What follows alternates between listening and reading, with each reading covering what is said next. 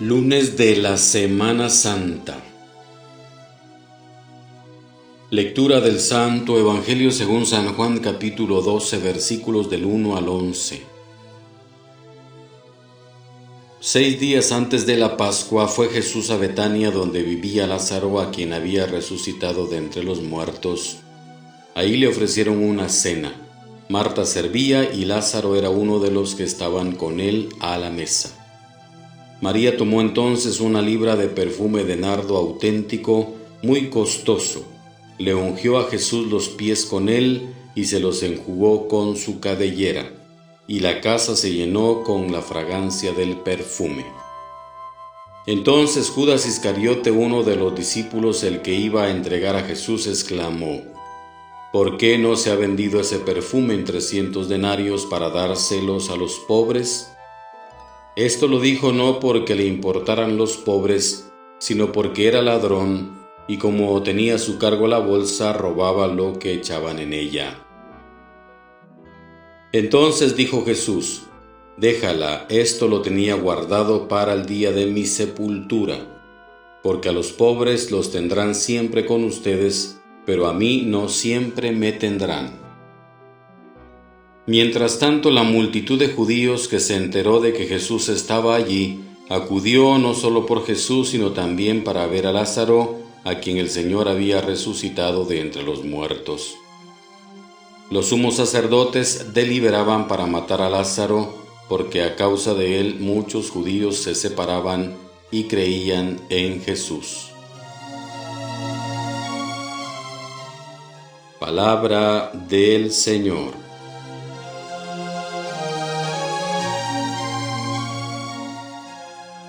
En esta Semana Santa, como primera lectura, leemos los 4 cantos del siervo de Yahvé, del profeta Isaías.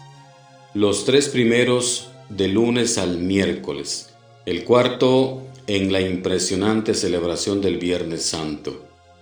Son cantos que nos van anunciando la figura de ese siervo que podría referirse al mismo pueblo de Israel, pero que poco a poco se va interpretando como el Mesías enviado por Dios, con una misión muy concreta en medio de las naciones.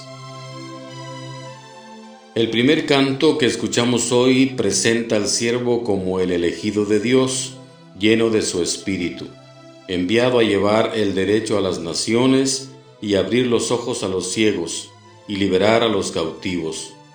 Se describe el estilo con el que actuará. La caña cascada no la quebrará, el pábilo vacilante no lo apagará. Como la misión de ese siervo no se prevé que sea fácil, y así aparecerá en los cantos siguientes. El Salmo ya anticipa la clave para entender su éxito. El Señor es mi luz y mi salvación. ¿A quién temeré? Cuando me asaltan los malvados me siento tranquilo. Espera en el Señor, sé valiente, ten ánimo, espera en el Señor. La entrañable escena de Betania sucedió 6 días antes de la Pascua en Betania, y por eso se lee precisamente hoy. La queja de Judas sirve para señalar la intención del gesto simbólico.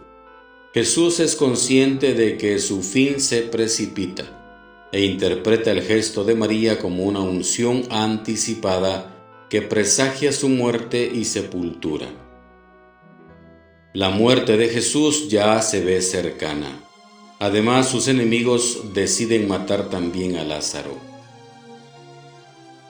Jesús es el siervo verdadero, el enviado de Dios para anunciar su salvación a todos los pueblos. El Mesías que demuestra ser el siervo entregando su propia vida por los demás. El pasaje que hemos leído en Isaías resuena casi al pie de la letra en los relatos que los evangelistas nos hacen del bautismo de Jesús en el Jordán. También ahí se oye la voz de Dios diciendo que es su siervo o su hijo querido, y aparece el Espíritu sobre él, y empieza una misión de justicia y buena noticia.